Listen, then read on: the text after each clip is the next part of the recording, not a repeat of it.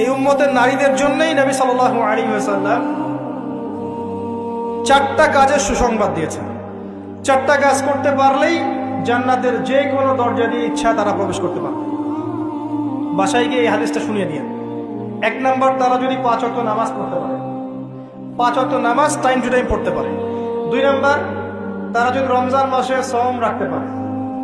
3 number, তারা যদি লজ্জাস্থানের হেফাজত করতে পারে, মানে পর্দা করতে পারে। এখানে আমি খাস পর্দা বোঝাচ্ছি, ডিজিটাল পর্দা বোঝাচ্ছি না, খাস পর্দা বোঝাচ্ছি।